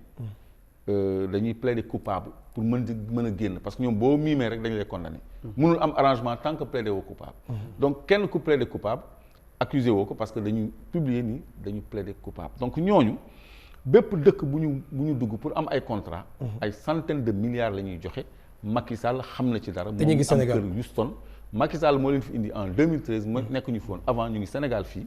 te ñoom ñoo ŋànk suñu ay plateforme donc jour bu beneen puissance ñëwee comme Russie par exemple ñu am ay accord ak moom waaw dañuy saboter suñu ay installation ça c'est sûr très bien comme mën nañ ko def États-Unis def nañ ko fii donc ma daaneel rek ci li grand bi doon wax parce que damay ragal nga génn sujet bi parce que mu ngi doon mettitlu li nga xam ne balaa ñuy séddoo ñoom dañuy téq 75% ni dañuy jël la ñu dépensé ci recherche développement ba phase d'exploitation mais loolu bu fekkee ni fayeeku nañ ko ci pétrole bii ball wala gaz bii ball loolu mooy Sénégal finalement moo financé recherche yi développement yi ak yëpp parce que remboursé nañ ko léegi remboursement boobu dafa waroon a nekk ci app wala ci volume de production mënoon nañ ni dañ koy remboursé ba tant d'années wala jusqu'à tel volume de production mais boo xoolee contrat yi amul limitation ci temps amul limitation ci volume lu vague la contrat yi am na annexe yi ci la écriture comptable yi nekk opération comptable yi plutôt nekk amu ci doo ko ci gis man maay contrat yi du ma ci gis loolu donc ñoom ñu ngi nekk ci brader suñu ay ressources ci jamono joo xam ne ñun dañu nekk en pole position ci crise mondiale bi am pour jëriñu ci suñu moomeel bu fekkee ni am nañu ay njiit ñoo xam ne dañu gëm seen réew donc loolu daf may fàttali rek slogan bu yàgg grand moom sa réew souveraineté dama doon dégg Majmout Diop di ko wax mais tey laa comprendre tout son sens bokk sa réew bokk sa réew mooy li ñu bokk nii mais ñëpp jot ci donc ces slogans souverainistes là loolu war nañ ko revisiter professeur xale yi fekkee wuñ ko xamuñu ko mais am na aussi ñoo xam ne ñu ngi fi ba tey comme ay Mamadou Diop Decroix ñoo xam ne ñoom quand même quoi qu'on dise ñoom gëm nañu seen réew te ci graine boobu la ñu bokk ci école yooyu la ñu jógee professeur ñaari laaj benn bi naka la ñuy def ba dootuñu nekk ay étranger ci suñu biir réew parce que mel na ne ñun fii ñoo ko dëkki réew mi waaye ay étranger lañ fi mel na ne liñ fi am bariwul wala boog amuñu fi dara titre foncier sax tey am ko Sénégal problème la maanaam da ngay dëkk ci réew mi waaye amu fi dara luy wane ne yow fa nga nekk sax yaa ko moom waaw bu ci pétrole beeg yooyu parce que gaz bi ni mu ko waxee jaay nañ ci lu bëri ñun ñu ngi toog rek di espérer bu weesoo loolu itam ni ñuy signé maanaam contrat yi moo xam ay montage financier ak yooyu maanaam état bi ñu yor ban façon état la ndax naka la ñu war a def ba débarrassé wu ci lu mel nii ngir jariñoo li ñu moom. Ce sera radical ah. li xew Sénégal xewoon na ci dëkk yu bëri ci àddina bi. waaye nit moo koy dindi. benn nit avec sa volonté. mën naa rajaxe lii yëpp. mais ñii tubaab yi li ñuy signé nii. ñi kele door wax ne ñi ngi Sénégal te wax ni ñu mel. te wax ki leen fi indi. waaw naa leen. mais yaakaar na tey lu précis laay wax joxe naa seen adresse. joxe naa seen entrepôt fi mu ne. am na lu gënoon. waaw yow loolu mas nañ cee wax c'est la deuxième ou troisième fois ñu ciy wax. ma ne catastrophe bi nekkoon Rwanda anam. loolu yàlla bu mu fi ñëw. mais fu mujjee. nemm dëkk tubaab yi ngay wax nii yëpp. koo ci xool histoire am. la France était un pays corrompu. dégg nga yeneen dëkk yi. mais dañuy dem ba législation ñëw defaraat ko. Obama li mu doon wax ne soxlawu leen une grande xawma personnalité li ngeen soxla ay institutions yu am doole la institution mooy loo xam ne dañ koy jëmmal taxawal ko. léegi kay man sama problème te man moomu lay ñaan yàlla. kañ la ñu yàlla may président boo xam ne bu ñëwee day suicidé wu. lan mooy suicidé wu président bu ñëw dégg nga détricoter complètement dégg nga la fonction du président. bépp cër buñ ko joxoon mu dindi ko dégg nga tënk président ba nga xam ne bu defee erreur. ñu jàpp ko ne ràpp ci kaso bi. ban président la ngay fal Sénégal mu ñëw def loolu. waaw kooku man jaaxal na man ça devra être une personne spéciale. parce que. nu ma tudd arsenal juridique bi ñu am ni xaw ma judiciaire xaw ma bi nga xam ne moom moo tënk président fonction mag nangam ku ci falu itam buur nga fal de. très bien. waaw buur nga fal. waaw mais est-ce qu'il va faire le travail. dégg nga est-ce que loolu du loolu Ousmane Sonko di tuddee système bi nga xam ne moom bi muy wax ne moom la bëgg a xeex maanaam jëmmi li ñuy faloo ci boppam. mais doo man bon de toute façon. ndax yow arsenal bi nga wax yooyu mel na ne yooyu mbiri système la. non dama waaye moom système boobu la ne moom lay xeex. waaw très bien. mais man te ñu bari ñu ngi jàpp ne nationaliste la ak yu demee noonu nangam ndax. d'accord donc je pense que. nu mu tudd il a beaucoup de qualité. yoo xam ne nangu nañ ci. mais fi ma d'accord moom. sa démarche est incohérente. waaw on ne peut pas combattre le système en recyclant le système. pour moi c'est celui qui recycle le système. ñun duñu xale. moo ñi mu àndal mais duñu xale figure yi ñuy gis ak façon de faire yi ñuy gis moo fi nekkoon mais comment se fait-il dégg nga que les gens puissent se recycler tout le temps dégg nga ña doon toj ñoom ñooy recycler waat dégg nga ne ñoom ñooy dindiwaat système c'est incohérent du dëgg kooku c'est mon opinion personnelle. dégg nga en tant que kuy xalaat. dégg nga ak di observer. d'accord waaw mais daal li ko fiy dindi parce que dëkk li ko tënk moom ay loi par exemple naa la jox benn exemple ci Suède par exemple ba ñu defaree seen constitution ba noppi dañ ko verrouiller fii toujours nga dégg ñu naan c'est verrouillé nga dégg suñu chef d'état di ko wax wala keneen di ko wax fii lan lañ fi verrouillé on n'a rien verrouillé ndax lépp lu président taxawal beneen président ñëw toj ko dindi kon on l'a pas verrouillé. mais ñoom xam nga du ñuy vérifier seeni constitution seeni yenn loi yi par exemple bu ñu jëlee benn loi fii jël nañ ko ba pare dañu ne président bi ñëwaat bëgg ko laal amul droit sax laal ko la mu am droit mooy wax ci dégg nga def ay déclaration ne kii kat waroon nañ ko changer nangam mais moom amul droit sax changer ko bu wàccee keneen ñëw kooku moo koy saytu ba xam kooku itam il faut que mu wàcc keneen ñëw pour dëggal ko balaa boobu ñoo ñëpp dee. dégg nga loi ba des fa. parce que nañ leen waxante dëgg constitution bi ñuy waxit dégg nga loi nangam ak loi nangam ak loi nangam tout ça c'est accessoire am na y a une constitution boo xam ne Dieu l'a écrit dans nos consciences. mooy li nga doon wax. xam lu baax ak xam lu bon. mais je peux pas être chef d'État. dégg nga di jël ay mesures yoo xam ne ça défavorise ma population wala sama nation. waaw tubaab boo gisee ci lu bëri différence am les chefs d'État les hommes d'État européens ak les hommes d'État africains wute ñii ils sont alimentaires ñii ils travaillent pour la postérité ne lii maa ko fi bàyyi woon way wi. way wu rafet. dégg nga way wu rafet ak ki nga xam ne il est préoccupé dégg nga par autre chose par des raisons matérielles dégg nga et cetera et cetera il faut que ñun ñu delloo suñu bopp dégg nga jéem a changé waat suñu bopp mais li fi nekk ci loi il faut que mu toj toujours nga dégg ñu naan justice bi la justice n'est pas indépendante ak nangam kañ le président di ñëw libérer la justice ne ministre de la justice sax bëgguma ko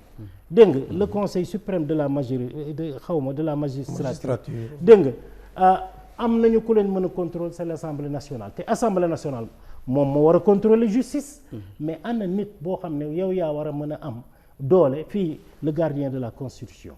le chef suprême des armées mais déggal qualificatif yooyu c'est ahurissant on ne peut pas être le gardien de la constitution en étant président de la République on ne peut pas être le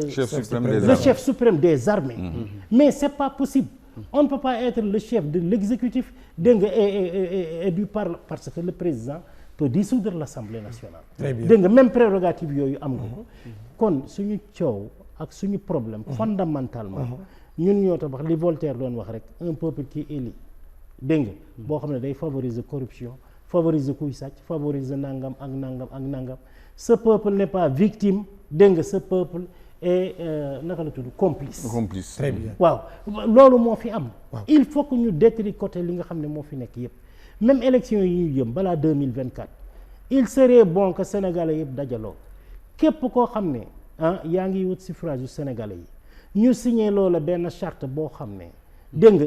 dañ koy jébbal justice téye ko que boo xëyee boo ñëwee lii ngay def réforme bi ak bi bu ko mënul nañ ko wàcce ci saa si que la personne devient une cible dégg nga immédiatement kooku il faut que ñëpp signé ko pour ñu d'accord ko sinon xam nga looy am billahi wallahi taalaahi tu da nga taxawaat ne man jommi naa ci àddina parce que depuis Senghor ku ñu fi fal rek balaa ñu lay fal jërëjëf la ngay wax sa discours dana nuuri bu Clédor Sène wala bu Abou Wele wala bu nangam boo faloo soppeeku ba jaaxal ñëpp c'est extraordinaire il faut que ça dégg nga loolu jeex transparence itam comme ni ñu koy waxee dans les pays développés les pays scandinaves par exemple soo bëggoon xam léegi pétrole bi gisement pétrole bi ana contrat bi la loi dit que dañ la ko war a jox immédiatement dégg nga soo ko saytoo ba noppi am yoo ci bëgg a laaj leerlu ak yooyu tu peux te substituer à l'IGE bu seen dëkk dégg nga ne lu ci nekk dama bëgg ñu toog frampagneel ma ko benn par benn c'est ça une démocratie jaajëf waaw bu boobaa nag képp koy def da ngay xam ne li may def comme que ci penc mi lay mujj jërëjëf ñépp a ciy teg seen bët kenn du ko mën a kii te bu amee loo xam ne dëng na ci dañ may jàpp am na loo xam ne doo ko def mais ici c'est autre chose jërëjëf bu ko defee ñu dem ci imam wax nag xam naa mooy tomb bi mujj rek du ci xaj sax waaye ñu laal ci rek boo bàyyi ko yow ndax loolu xam naa ni sa mbir lay gën a nekk toll foo xam ne nii ci maanaam ci ñàkk karange nag buñ koy wax xëy na ci lii ñu doon waxtaanee ci la jiitu maanaam mbir moo xam ne nii dafa nekk ca fa nga dëkk yow nga moom ko am ci droit président ba ëppalewu la ci waaye bu ñu koy jaay ak a waxaale yow du ci yëg dara da ngay jekk rek dégg bi ne jaay nañ ko Clédor wax sax depuis 2020 muy ay mbir yu doy waar nekk ci réew moo xam ne nii boo ko seetloo ni mu ko waxee am na ñoo xam ne jëlee nañ leen fële indi leen muy ñan KBR Kellogg Brown and Root ñu ne doy waar ñoo xam ne nii ñu yoon tegoon loxo la ba bàyyi leen ñu ni ci réew mi tambambalu waaw jël sax ñoo xam ne ñu ngi leen jëlee woon fële ca xaw ma Guantanamo la xaw ma indi leen fii te loolu président moo ko defoon nangu cee jël ñaar xaw ma ñett indi leen Sénégal waaye yu mel noonu bu ñu toogee tey ba toll fi ñu nekk ci ñàkk viol ci ñàkk karange ndax du mbir moo xam ne dafa bàyyi koo ca kaw toq wala rogalaan ñëw ci suuf waaw Pape Maguette question bi dinaa ci ñëw parce que c'est intéressant mais man dama bëgg a ñëw tuuti rek ci système bi ñuy wax xam nga ñun yonent bi sallallahu alayhi wasallam moo ñu jàngal nan la ñuy politiquer te jàpp naa ni kenn dàqu ko politique parce que politique bi ñu tubaab yi bëggee nax dañoo fexe ba indil ñu démocratie ñu ne démocratie mooy leen mooy majorité bi mooy diriger léegi réew mu mel noonu boo ci nekkee maanaam li am solo mooy nga xeex ba jot réew mi man pour man tous les moyens sont bons pour jot réew mi ba pare pour jot réew mi ba noppi soo jotee réew mi nag ku xam suñu réew mi xam ne régime présidentiel la boo ko jotee yaay nommé yaa yor sa décret ku la doy ngay nommé ku la doyul doo ko nommé kon man kaawu Ousmane Sonko dama ko comprendre bu baax te ku jàng histoire politique surtout histoire politique gu l'islam di nga xam ni politique bii muy def yonent bi salaay sallam def na ko ma joxe ci exemple yu gàtt yonent bi mu ñëwee Médine moom dafa ñëw nekk étranger ñu dalal ko ñan la fa fekk ay juif ak ay chrétien mooy Awsu ak Xasraj mais lan la leen wax kaay leen ñu signé pacte pacte ban la ñuy signé mooy nañ fexe ba kenn du jóg di dal suñu kaw kenn du nangu suñu alal maanaam li ñuy tuddee cohabitation ñu def ko foofu parce que boobu moom mooy minorité bu toogee rek kenn ku ci ne toog sa ruq yéefari Màkka yi dinañ xëy dal seen kaw nangu seen alal mais mu signé ak ñoom cohabitation signé ak ñoom ay pacte pour ñu sécuriser Médine mais contexte ma daaneel comparaison la baaxul. non damay daaneel rek professeur. baaxul après ma ñëw damay wàcc. ça veut dire pacte boobu lim ko jural mooy fexe na ba sécuriser dëkkam. fexe na ba injustice amatu fa. maanaam léeg-léeg nit di ngeen ànd contexte moo leen di boole. loolu laa bëgg a wax. parce que li am solo. nga xam ni moom la ñu war a wax. mooy. bis boo toogee ci palais bi yor sa décret est-ce que li nga wax ak sénégalais yi di nga ko def wala doo ko def tax réew mi tey ni réalité bi wane tey boo fi nekkee di waxi système doo falu ci réew mi buñ naxante parce que classe politique bi fi nekk dañu téye otage réew mi yaa ngi dégg ci diaboliser nit ñi yaa ngi dégg ci lan jàpp otage réew mi ci lan ci réew moo xam ne nit ñi tamit bu ñu waxantee dëgg yeewute nga fa waroon am amu fa kon réew mu mel noonu boo fa bëggee am réew il faut nga ànd ak ñëpp boo ànd ak ñëpp nag ba téye réew ma boo téye réew ma nga doxal li nga gëm loolu professeur man sama point de vue la comme yow it ni ma la nangulooy sa point de vue bi nga wax waaw waaye man pour man exemple bi gàtt bi may joxe yow ñoo bokk li ñuy wax waaye dama la bëgg a wax waaw Ousmane Sonko bi ngay tudd waaw dafa am lu kenn musul am ci histoire politique bu Sénégal même Senghor am muy lan ci waaw dégg nga c'est le faiseur de roi gis nga booy wax opposition neex naqari moom la gis nga Pastef doo nga demal boppam terewul Pastef gagné man gëmuma loolu non man dama gëm loolu te loolu beneen débat la non dama ne état bi xam nañ ko yow boo ko gëmul le président de la République gëm na ko c'est le premier Sénégalais itam bu justice soxla muy dox ay soxlam te kenn laalu ko boo yeewoon ñi fi tëdd dégg nga tous les administrateurs ñu ne la allahu akbar li musta am d'accord waaw déglu ma wax la rek waaw ma jël man maa yoroon kàddu gi ma daane c'est l'homme qui pouvait marcher dégg nga en toute orthodoxie dégg nga nekk ci li mu nekk am li muy am parce que bul fàtte itam dafa coïncider avec une période historique boo xam ne 70% de la population sénégalaise amuñu 35 ans te moom la ñu faral kenn mënu koo gagné. loolu ci jute électoral yoo xam ne. dafa jaar yoon. waaw ci cadre boobu lay waxee. jërëjëf waaw léegi nag moo tax man la yow sa point de vue nangu. waaw léegi professeur. lu muy doyee ñeneen ñi. li ma gëm léegi professeur comme leeral na léegi yow da ngay comme léegi professeur leeral na yow da ngay jël bu ko defee eggale ci foofu laay daane du lu muy doyee ñeneen ñi sax kii daf ci rax dara ne lu muy doyee ñeneen ñi ñeneen ñi koy war nañoo ñëw pourquoi Clédor Sène xam nga man lu ma gëm waaw pourquoi Imam Dramé du ñëw déglul ma wax la y a des personnes ressources et de qualité mais dafa am loo xam ne doo ci bokk ba noppi dégg nga ba tax ci rib dégg nga dellu si ma lay seetal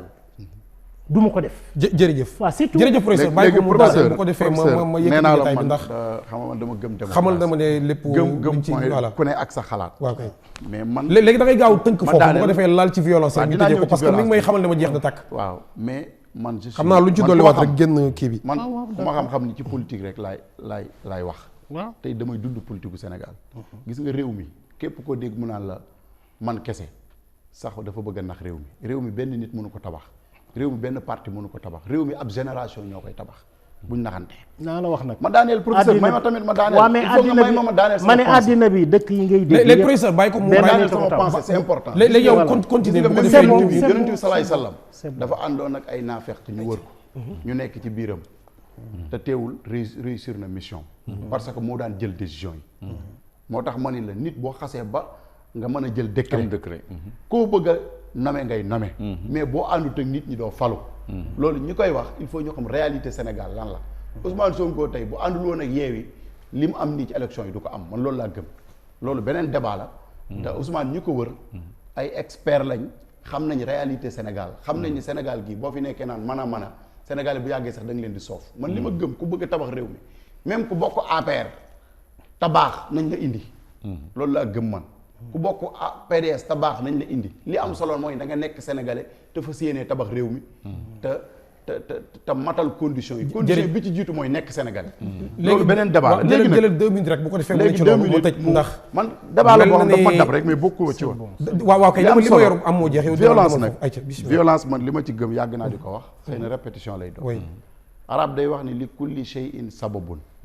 lu yëngu lu ne la ko yëngal ko ëpp doole. violence mu ngi tàmbalee ci bañ a doxal ay loi yu ñëpp bokk. maa ngi dégg ñu naan appel à l'instruction di tiital nit ñi. appel à l'instruction dëgg mooy loi yu ab peuple bokk ñu teg ko yow nga koy manipuler. yaa ngi dégg parce que la paix c'est pas un mot c'est une mode de vie. bu dee ñun yonentu saay sallam lim ñu jàngal riposte boo demee ci kaamil bi da nga ko fay fekk. li may wax ne ab aaya alquran la kenn mënu koo dindi. yàlla nee na wa in aqabtum fa aqibu bi misli ma uqibtum. loolu mu ngi ci kaamil bi moom ak sëriñ si ñuy wax yépp buñ la tooñee boo mënta muñ na nga riposte. yaa ngi dégg riposte l'islam daf ko digle. daf ko farata. mais à condition ñu tooñ la. gis nga laa yuhibbu llaahu al-jahra bi suu'i min al qawli illa man zulima. yàlla nee na bu leen wax ju ñaaw de. waaye buñ la tooñee nag wax ju ñaaw farata la. kon ñiy tappale. jazaa sayyi'atin sayyi'atun misluha. waaw ñiy tappale bëgg nax réew mi. na ay appel à l'instruction. appel à l'instruction mu ngi tàmbalee ci loi yi réew mi bokk benn nit tee ko di ko manipuler. très bien. yaa ngi dégg. waaw maa ngi dégg moo tax man bi ma déggee ku mel ni président Ousmane Sonko moom bi muy wax ay rajo la taal. taalu caméra am li mu doon wax nëbbatuwul. bu dee dañoo jàpp ni dafa appel à l'instruction nañ ko woo ci yoon. yaa ngi dégg man dama gëm ni Ousmane Sonko déclaration bi mu def. bu ko deful woon Yewwi du bokk. man loolu laa gëm. pression la. waaw gis nga réew mi bu ñu naxante. nañu fexe ba réew mi ñu delloo siwaat république. delloo siwaat ay nit ñu sérieux ñu yor république bi di ko doxal. très bien kenn ku ci ne pouvoir yi nga am. ñu bàyyee la ko. kenn bañ a manipuler kenn. jàmm rek mooy am ci réew mi. parce que man de billaahi wallaahi tallaahi ku ma gën a bëgg jàmm yeewul ci réew mi. waaye jàmm joo xam dañ may not. wala jàmm joo xam doo fi waxee sa xalaat. man jàmm jooju jàpp ma ni jàmm la loolu ay tappale la du jàmm. jërëjëf. jàmm kon du lu ñuy wax lu ñuy dund la. ma daaneel fenn. ay loolu dafa baax ma leeral ki waaw pour ñi nga xam ni dañuy coow rek ñu xam ni. suñ réew mi fi ay révolution am na fi. jërëjëf te la ko indi woon rek mooy injustice. justice fu mu amul jàmm du fa am. kon nañ fexe ba justice am. jërëjëf ma daaneel. rey bu metti bi am ci réew mi ma tëj foofu laay daaneel. voilà ay ci bismillah. rey bu metti bi am ci réew mi. man yàgg naa di ko wax. li ma ci gëm mooy peine de mort moo koy réglé. alquran moo ñu wax ni walakum fil qisaasi xayaa loolu la yàlla wax. ku rey nañ la rey. Sénégal bu doon ku rey ñu rey la. rey jeex ci réew mi. mu jeex fi parce que ñiy wax naan affaire droit de l'homme il faut ñu respecter Sénégalais yi. ki ñu rey est-ce que du homme. si maanaam droit de l'homme mu ngi tàmbalee ci ki ñu rey. ñu fexe ba yow mi ko rey ñu rey la. loolu dafa laaj rek ñu am fulla ak fayda imposer ko régime bu fi mën a nekk. parce que am na réew yoo xam du ñu réew yi jullit te ñu ngi appliquer peine de mort. yaa ngi dégg fii ak ku rey reyuñu la rey du fi mus a jóg. parce que boo reyee nit ba pare dem kaso am xaritu politicien mu dem gis président ñu kii la nuñ koy waxee ñu gracier la ci gracie. yaa ngi dégg bu la neexee rey. waaye bu la leeroon ni boo reyee ñu teg la dóor la bal. réew am na réew le monde arabe am na réew doo fa dégg yenn rey yu metti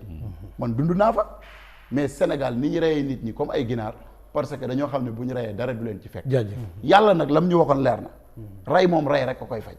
ku rey ñu rey la ñaari nit tey dee. waaye bu ñu la bàyyee nga génn sax di nga continuer di rey. parce que bakkanu doomu aadama ku ko tuur di nga continuer di ko tuur. parce que yàlla ci boppam daf ko fonk. très bien kon débat la boo xam ni nañ ci am courage. am fit gëm ni réew mi dara du fi yëngatu. fii ñu ni neen ñoo fi nekk kenn raxuñu. lii dëgg mooy ku rey nañ la rey. très bien dinañ ko wéyal. dinañ ko wéyal bu ñu koy wéyal nag incha allah daañu ko defee ci format boo xam ne daañu waxtaan seet li gën ci ñun. xam nga bu ñu nekkee réew moo xam ne dañoo fopp loo xam ne dañ koo dond ci ay doxalin tëralin moo xam lu ñuy attewoo lu ñeel wàllu justice. hérité ko ca réewi jàmbur dikk di ko attewoo xëy na loolu moo tax problème yu bari duñu arrivé. waaw daanaka li fi de yëpp muy ci ci constitution ci lu mën a doon lu ñu roy la feneen rek dikk di ko àttewoo te itam sax boo ko seetloo dara dañ ñu ko imposer te ñañ ko royee sax mel na ne ñooñu weesu nañ ko ba ne ci yeneen ñun képp ñoo des ci loolu booy roy nag da ngay roy lu baax waaw ndax am na ci respecté léegi professeur nga koy wax ne am na réew yoo xam ne boo ci demoon daan ne benn contrat tel dama ko bëgg a xam nangam respecté nañ la yow mii seen doomu réew ba dañ la koy jox ne la am boo ci bëggee xam dara ñu boroy la ko la ko leeral Sénégal nag dañuy jël mbir moo xam ne sax dañuy tere ku ci wax fii la ñu jug nit tel wax mbir yi pétrole ak gaz ak nangam Boun Abdallah Dionne fii la taxaw naan ay tere nañ ko ci wax muy lu doy waar waaye fii lu mën a doon bu waxoo nit ñi war cee wax war koo xam buñ ko nëpp nëppalee dañ ciy wax waaw parce que buñ ci waxee tam nit ñi dara du leen ci fekk parce que lu ñu war a wax buñ ko bëggee nëpp nëppal ñu génne ko ba ñëpp gis ko macha allah kon ñu ngi sant di gërëm daañu eggale waxtaan wi incha allah seet naka la ñuy xoolee entre li ñu dond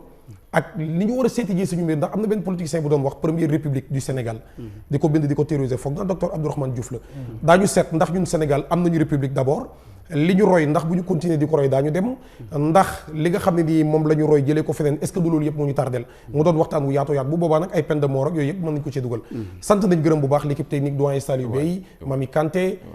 waaw Kéledor dama bëggoon conclure rek waaw boo conclure dina doy waar de une seconde la une seconde waaw mën naa doy waar mais ci imam sax la conclusion bi jëm waaw bismillah kon conclural gaaw Serigne Amdi may mu tuuti rek mu tëj imam bu engagé la